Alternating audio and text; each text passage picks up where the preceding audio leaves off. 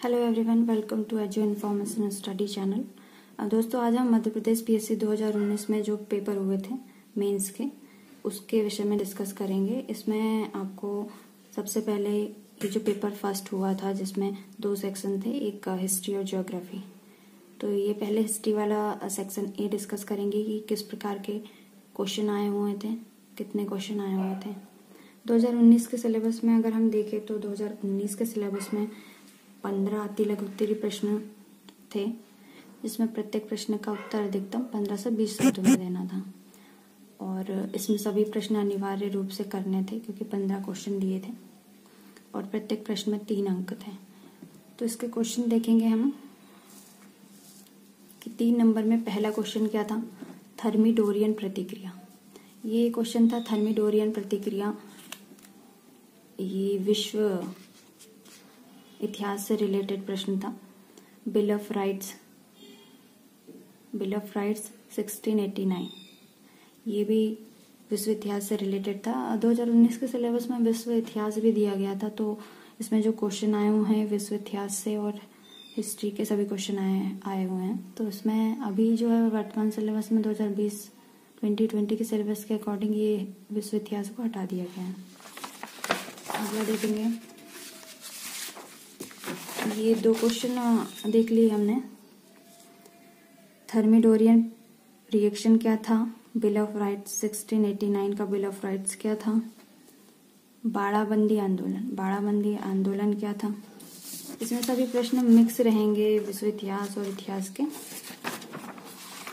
बाड़ाबंदी आंदोलन के बाद ये देखेंगे ऋग्वैदिक पंचजन क्या थे। ऋग्वेद में जो पंचजन थे वो क्या थे।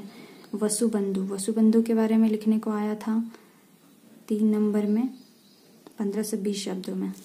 मौर्य काल में जो तीर्थ थे वो क्या होते थे, इसके विषय में लिखना था, तीर्थास इन मौर्यन पीरियड। और ये अनवर ए सुहली एक रचना है, उसके विषय में लिखना था। दस्तक प्रथा के विषय में लिखने को आया था। उल गुलान से संबंधित प्रश्न था।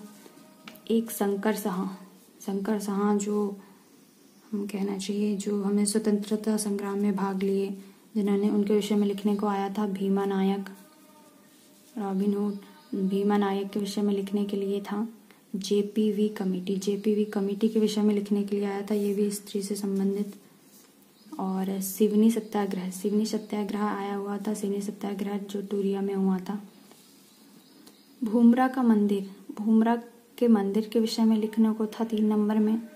बाघ की गुफाओं के विषय में था 3 नंबर में। इसके बाद ये 15 क्वेश्चन के बाद जो है अगले क्वेश्चन जो थे, ये हमारे 6 नंबर में क्वेश्चन आए थे, जो 10 प्रश्न थे। 10 प्रश्न लिखने थे इसमें आपको अधिकतम 100 शब्दों में और 6 अंकों में थे। तो अति लघु उत्तरीय के बाद लघु उत्तरीय प्रश्नों की बारी। तो लघु उत्तरीय प्रश्नों में 10 प्रश्न थे, जिसमें से 100 शब्दों में इनको लिखना था प्रत्येक प्रश्न को, और प्रत्येक प्रश्न 6 अंकों का था। इसमें टोटल आप देखेंगे कितने 12 क्वेश्चन दिए हुए हैं। 12 क्वेश्चन दिए हुए हैं, जिसमें से आपको 10 प्रश्न करने थे। तो पहला प्रश्न था 2.1, यूरोप के पुनर्जागरण को मंगोलों ने कैसे प्रभावित किया, संक्षेप में स्पष्ट कीजिए।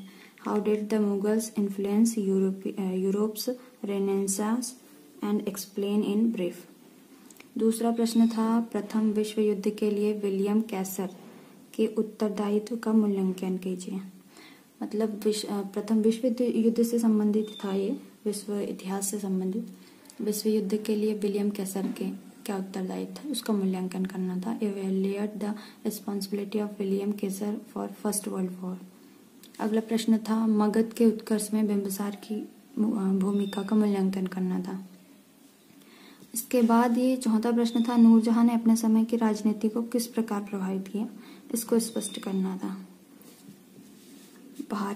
अगला प्रश्न देखेंगे, भारतीय उद्योग और व्यापार पर ब्रिटिश शासन के प्रभावों का आलोचनात्मक परीक्षण कीजिए।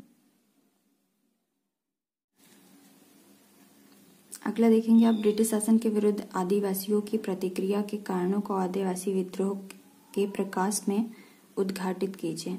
Reveal the reasons for the reaction of tribals against British rule in the light of tribals revolts. Next question था भारतीय पुनर्जागरण ने प्राचीन भारतीय इतिहास की खोज में किस प्रकार सहयोग प्रदान किया, स्पष्ट कीजिए। How did the Indians renaissance support the discovery of ancient Indian history, explain. अगला क्वेश्चन था स्वतंत्रता प्राप्ति। स्वतंत्रता प्राप्ति के पश्चात गठित मध्य भारत राज्य की भौगोलिक स्थिति पर प्रकाश डालिए। इसके बाद क्वेश्चन था ब्रितानी शासन ने भारत में दरिद्रता को बढ़ाया। इस कथन की तथ्यों के प्रकाश में समीक्षा कीजिए। ये क्वेश्चन था। अगले कुछ क्वेश्चन ऐसे थे, इसमें देखेंगे आप। अगला क्वेश्चन है मालवा उत्सव पर संक्षिप्त टिप्पणी लिखिए। उसके बाद है मध्य प्रदेश में स्थित उदयगिरी की गुफाओं की प्रमुख विशेषताओं का वर्णन कीजिए। अमरकंटक के धार्मिक एवं सांस्कृतिक महत्व का विवेचन कीजिए। इसके बाद दीर्घ उत्तरीय प्रश्नों में आते हैं। ये जो प्रश्न है इसमें से 3 प्रश्न दिए गए हैं और सभी प्रश्न अनिवार्य है, सभी प्रश्नों को करना। और ये जो प्रश्न है ये 15 मार्क्स के थे, 15 नंबर में आते थे, 15 अंक के। इसमें ये क्वेश्चन अथवा में दिए हुए हैं, एक क्वेश्चन के साथ दूसरा, तो दोनों में से एक आप कर सकते थे। इसमें एक क्वेश्चन है विश्व इतिहास से पुनर्जागरण की विशेषताओं को विवेचित कीजिए। उसके बाद अथवा में है द्वितीय विश्व युद्ध के राजनीतिक परिणामों का वर्णन कीजिए। उसके बाद आप देखेंगे हड़प्पा सभ्यता की आर्थिक स्थिति का वर्णन कीजिए और गुप्त काल में विज्ञान और तकनीकी के विकास का वर्णन कीजिए। और इसमें है चंदेल शासक विद्याधर की उपलब्धियों का मूल्यांकन कीजिए। भारत छोड़ो आंदोलन को प्रारंभ किए जाने के कारणों का विश्लेषण कीजिए। ये हिस्ट्री का है। टोटल इनमें जो पहले प्रश्न आते थे, ये पहला एक प्रश्न है विश्व युद्ध से, दूसरे और तीसरे ये दोनों हैं अपना। ये एक प्रश्न हो गया हड़प्पा सभ्यता प्राचीन इतिहास से, गुप्त काल से, मध्यकालीन से, और चंदेल शासकों का विद्याधर की उपलब्धियों का मूल्यांकन, ये मध्य प्रदेश से संबंधित हो गया। और भारत छोड़ो आंदोलन ये आधुनिक भारत से संबंधित हो गया। तो इस प्रकार ये इतिहास का था। इसी तरीके से आपको इसके बाद के सेक्शन में देखेंगे ज्योग्राफी के क्वेश्चन जो 2019 में आए हुए थे। ये इतिहास का कंप्लीट हो गए हैं।